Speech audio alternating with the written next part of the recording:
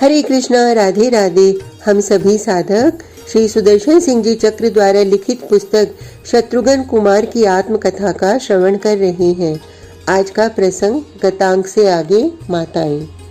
मुझे मलिन वसना निराभरण खिन्न देखकर महाराज का श्रीमुख उदास हो उठा। उन्होंने श्री राम के अभिषेक की बात कही। वे समझते थे मैं इससे हर्ष से भर उठूंगी, किंतु उन्हें क्या पता था कि इस पापिनी का हृदय कितना कलुषित था। उस समाचार ने मेरे हृदय को जैसे विद्ध किया। महाराज ने मेरी अनुनय की और जब मैंने वरदान देने की बात कही, उन्होंने सीधे सरल भाव से यथेच्छ वर मांग लेने को कहा। मैंने वस्त्राभरण धारण किए। वे परम सरल, क्या समझते कि मुझमें कितनी कुटिलता भरी हुई है। कुमार, तुम सोच नहीं सकते कि तुम जिसे माता कहते हो वह कितनी क्रूर पिशाचिनी है। मैंने वरदान मांगे और तुम्हारे पिता मूर्छित होकर गिर पड़े। उन्हें विश्वास ही नहीं हुआ। पहले मैं सत्य कह रही हूँ या परिहास कर रही हूँ, और जब विश्वास हुआ, मेरे वे आराध्य थे, सर्वस्व थे और मुझे अपने प्राणों से अधिक प्यार किया था उन्होंने। उस दिन एक क्षण में उनका शरीर पीला पड़ गया।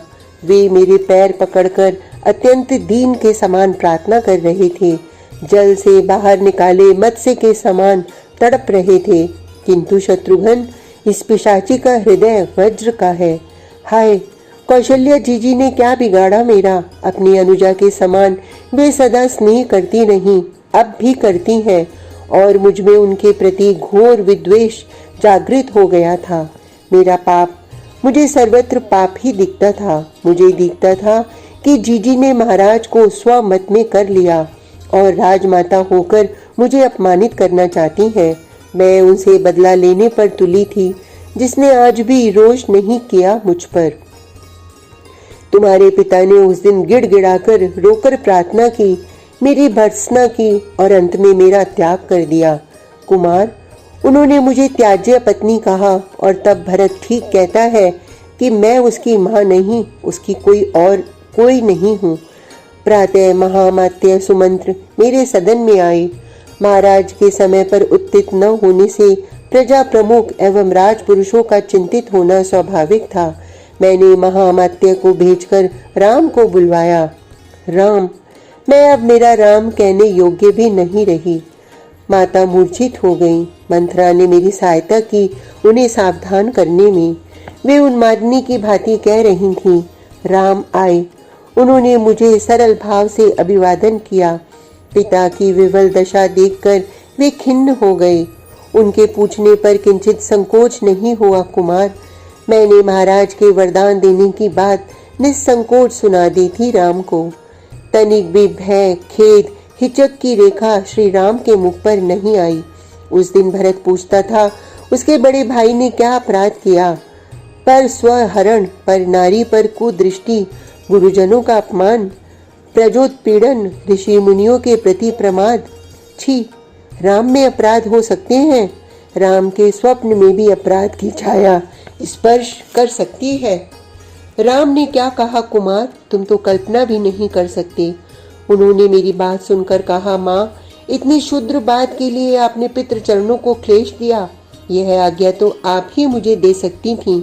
आपकी इच्छा मेरे लिए आज्ञा है, किंतु पिता इतने के लिए अधिक व्यथित हैं। मुझसे कोई भारी अपराध तो नहीं हुआ। मुझसे अनुमति लेकर राम अपनी जननी से विदा लेने गए, और जब वे लौटे, उनके साथ तुम्हारे सहोदर अग्रज लक्ष्मण लाल थे और तुम्हारी बड़ी भाभी। लक्ष्मण का मुख क्रोध से लाल हो रहा था, किंतु राम के भय से उन्होंने मुख नहीं खोला।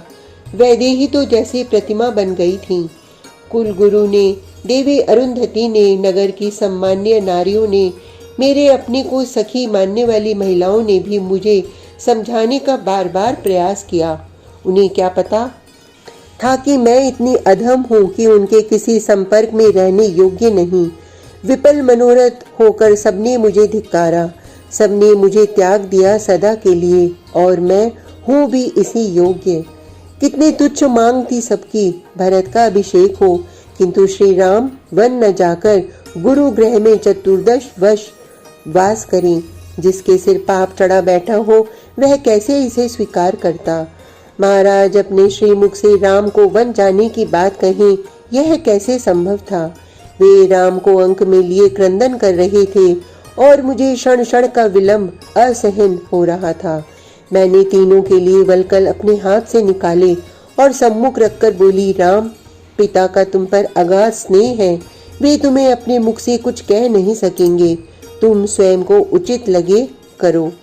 धिक्कार है कैकेयी तुझे। कुल गुरु ने घृणा से मुख घुमा लिया था। सब उपस्थित जनों के मुख पर रोष, वेदना, घृणा थी, किंतु कैकेयी मानवी हो तब तो इस सबसे प्रभावित हो।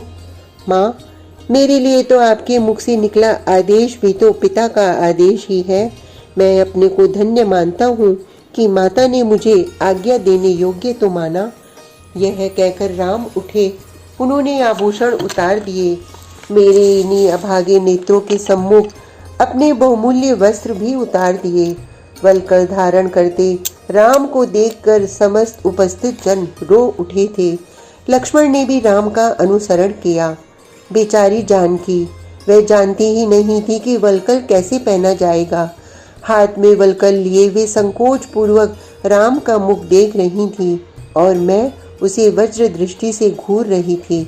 नहीं सहा गया क्षमा के सागर होने पर भी कुल गुरु से यह।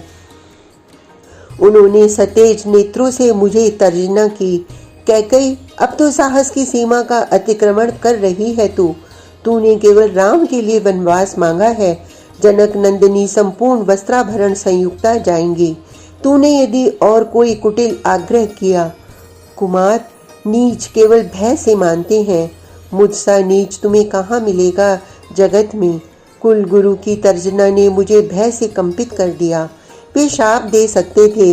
लक्ष्मण एवं जानकी को वारित करके राम के प्रतिनिधि रूप में जानकी को सिंहासन आसीन कर सकते थे। राम को ही वन के नाम पर अवध के समीप ही कहीं रहने का आदेश दे सकते थे। उनके आदेश को लंघित करने की शक्ति किसमें थी। मेरे कुटिल हृदय में आशंकाओं का अंबर उठ गया और भय से मैंने मस्तक झुका लिया। श्री राम ने जानकी के वस्त्रों पर अपने करों से ही ऊपर ऊपर वलकल लपेट दिया।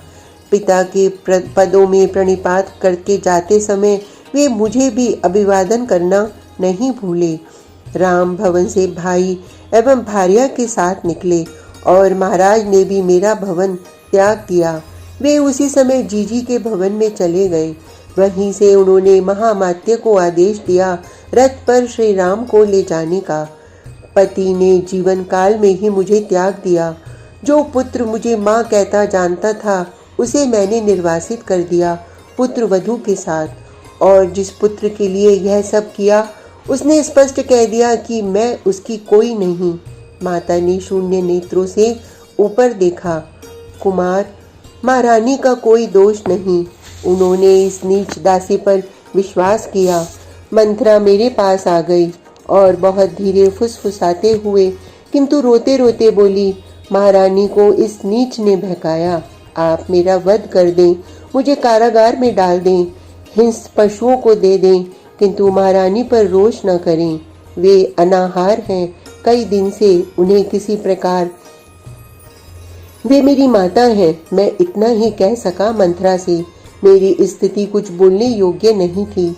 माता का ध्यान उधर नहीं था। वे शून्य दृष्टि से ऊपर ही देख रही थी। भरत ने मुझे त्याग दिया, किंतु मैं धन्य हो गई। कुलगुरु, माता अरुंधति, द्विज पत्नियां, सखियां समझाकर भी जो समझा नहीं सकी। श्री चक्रवर्ती महाराज का निधन भी जिसके नेत्रों पर से महामोह के आवरण को हटा न सका, उसे भरत ने एक क्षण में हटा दिया। माता जैसे अपने आप से ही कह रही हूँ। भरत ने मुझे नेत्र दिया। मुझ अज्ञान मग्ना को उसने विवेक की विमल ज्योति प्रदान की।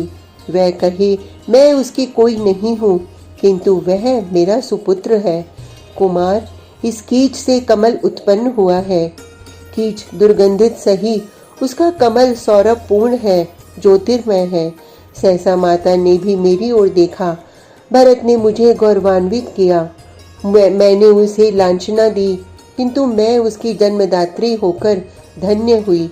उसने जो कुछ किया रघुवंश के कुमार को यही उचित था। वह मुझे त्याग दे, मेरे अंतर का कोटि कोटि आशीर्वाद उसे, यदि मैं अब भी उसे आशीर्वाद देने योग्य हूँ। माता, मुझे क्षुधा पीड़ित कर रही है, कब से मैं प्रतीक्षा कर रहा हूँ। आप स्वयं। मैंने प्रसंग समाप्त कर देने के लिए यह बात कही। क्या क्या कहा कुमार? माता लगभग चीख पड़ी। तुम केकई सदन में भोजन करना चाहते हो? तुम्हें भय नहीं लगता? जिसने पति का भक्षण कर लिया, शील निधि राम से पुत्र को अपने करों से वल्कल पहनाकर निर्वासित कर दिया वन में, वह तुम्हें विष नहीं दे देगी? उसके अपवित्र करों से स्पृष्ट आहार तुम स्वीकार करोगे? तुम रघुवंश के परम पावन कुल में उत्पन्न कुमार। माता, मैंने अब अत्यधिक आग्रह के स्वर में कहा। आप कुछ भी कहें, कुछ भी माने अपने आप को, किंतु आप मेरी माता हैं और मैं आपके करों से भोजन किए बिना यहाँ से आज जाऊंगा नहीं। अंततः तुम राम के भाई हो। माता के नेत्रों से अब जाकर अश्रु प्रवाह फूटा और मुझे इससे आश्वासन ही मिला कि वे उन्मादनी होने से बच गईं। राम भी अंत तक मुझे माता कहते ही गए। सुभद्र बड़ी कठिनाई से बहुत समय अनुनय करने के पश्चात दुग्ध के 2 घूंट माता के कंठ से नीचे जा सके। केवल इतना ही करने में मैं सफल हो सका। आज का प्रसंग इतना ही। कल तक के लिए हरे कृष्णा, राधे राधे।